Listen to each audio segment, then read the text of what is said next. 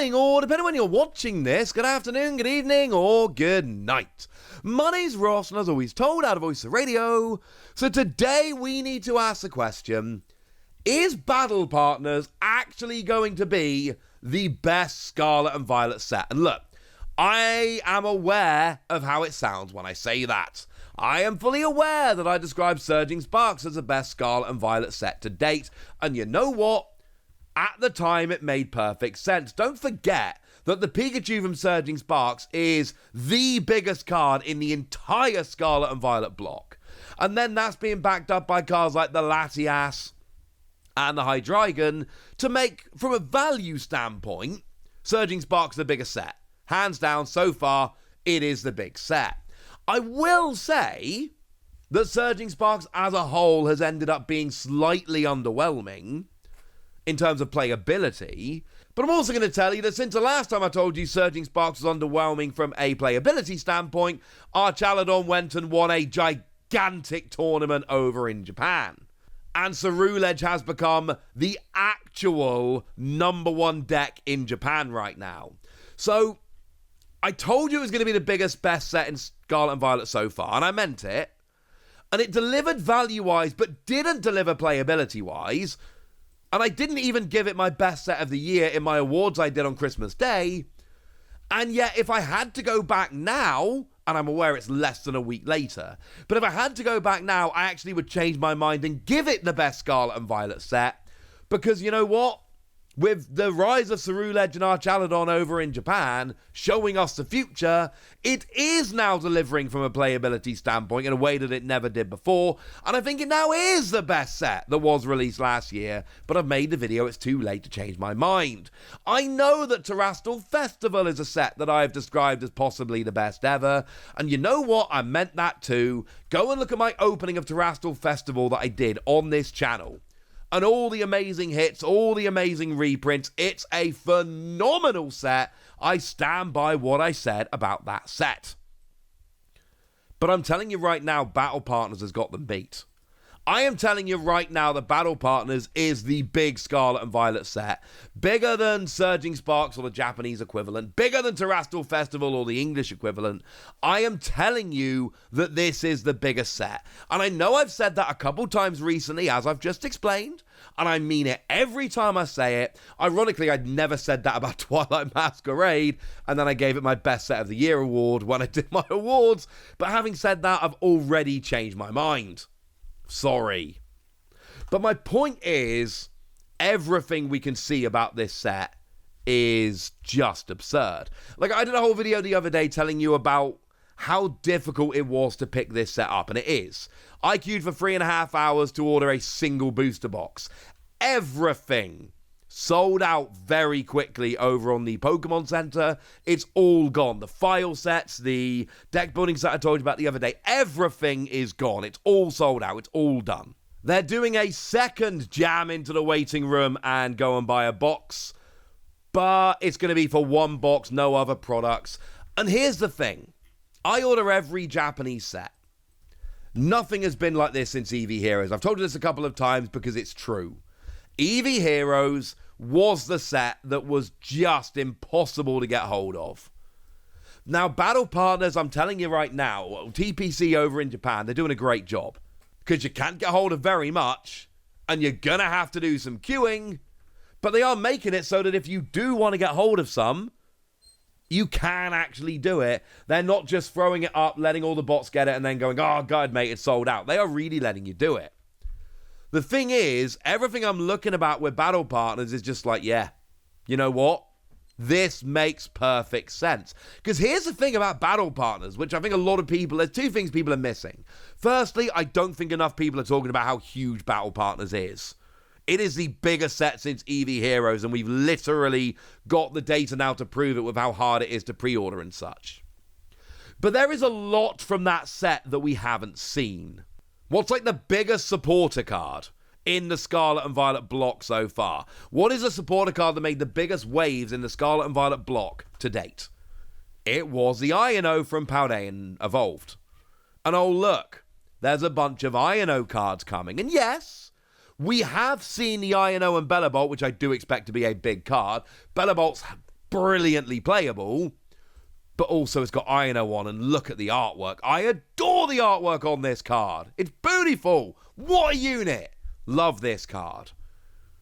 But there's probably going to be more Ino cards, are there not? I showed you the Killer Wattrel the other day as well. That's a ridiculous card. And I have also shown you the Wattrel. Remember, the Wattrel is a buy-a-box promo. As I told you the other day, the way it's working is, if you got a box from the first drop, you'll get it over on the Pokemon Center Japan. You're getting the Wattrel. If you didn't get it from the first drop, you might get it from the second drop, but the way it's listed on the website right now is that it's gone when it sells out, so I don't believe it's guaranteed from the second drop anymore. First drop it was, second drop I'm not sure it is. But there's a bunch of Ino cards. We haven't seen any of the Lillie cards. And we know that Lillie is a very, very, very big deal. Lillie is pretty huge when it comes to the Pokemon TCG. Let's not forget that the Lillie from Ultra Prism is like a $500 card. And okay, there's a couple of others which aren't quite in that league. You know, Lillie's Full Force and Cosmic Eclipse is only about a $125 card, but a Lillie from Ultra Prism is like a $500 card.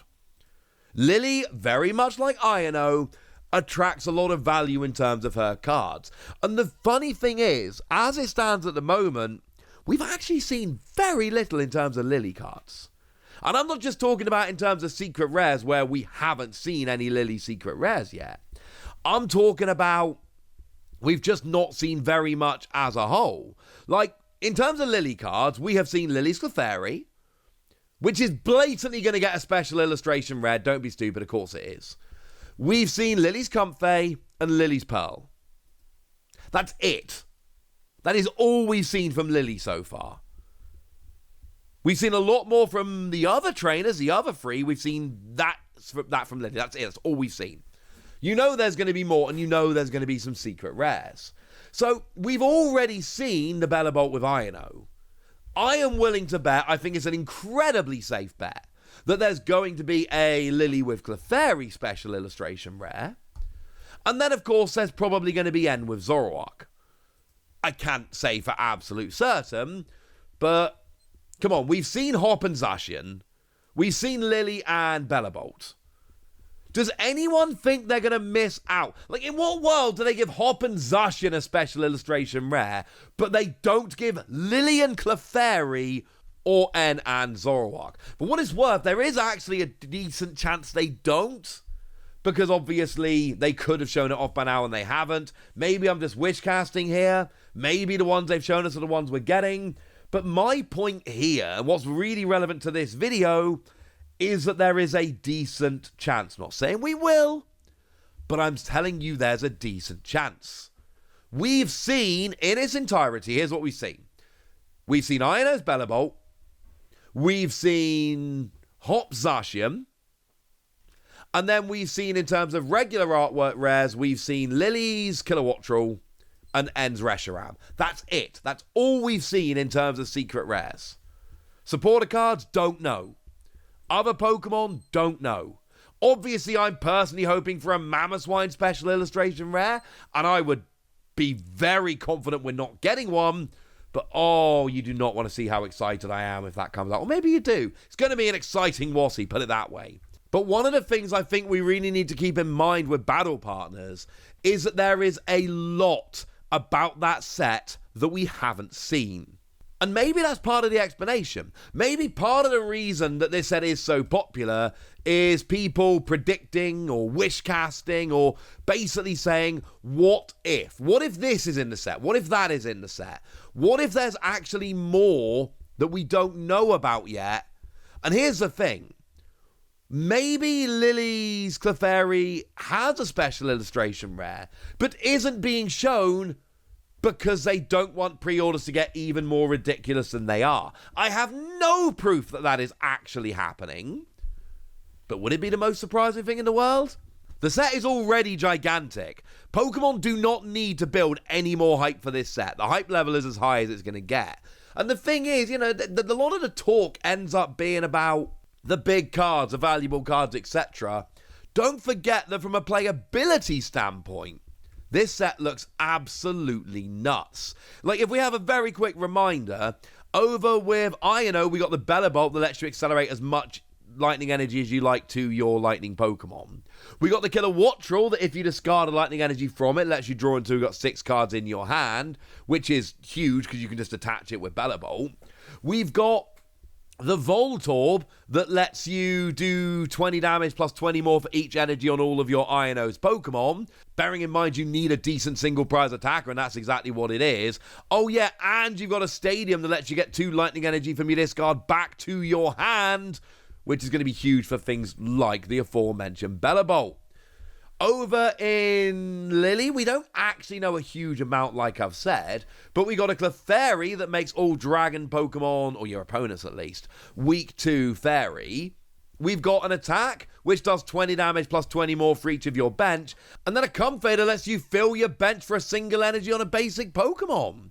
Oh, and then Lily's Pearl says you give up 1 less prize when a Pokemon is KO'd with it attached, which is ridiculous. Which, incidentally, is why the Lily's Pokemon have to be a bit worse, because that card is, like, full-on, flat-out broken.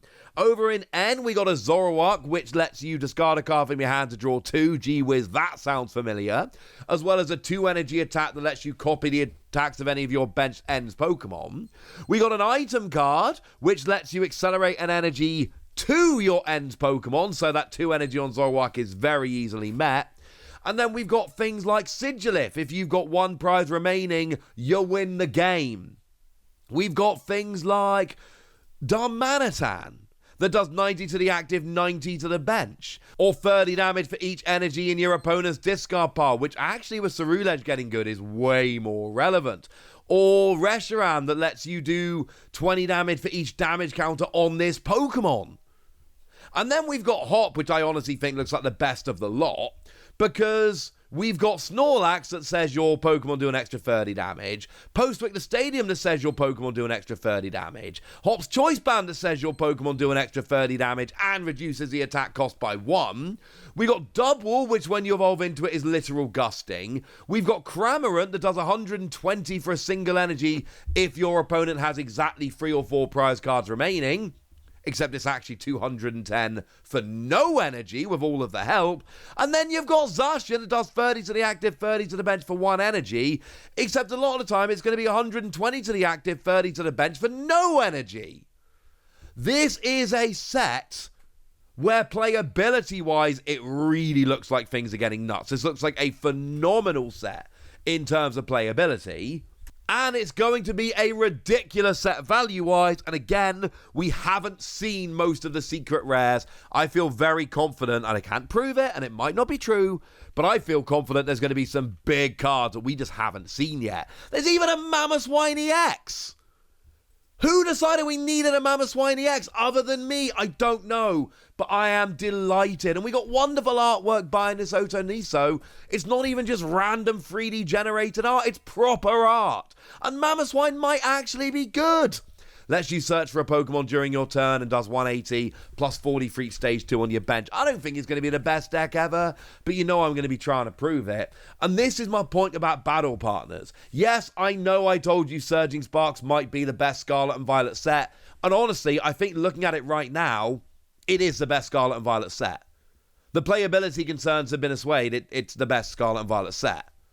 And I told you the same thing about Terrestrial Festival, but again, I do think I've proven that.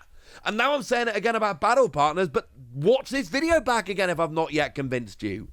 This set is going to be gigantic.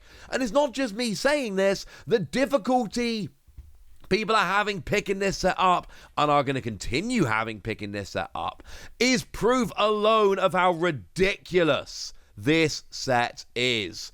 Make no mistake about it, this is a gigantic set. I'm not saying it's Eevee Heroes. I am saying it's the closest we've had, and I stand by that. So there we go.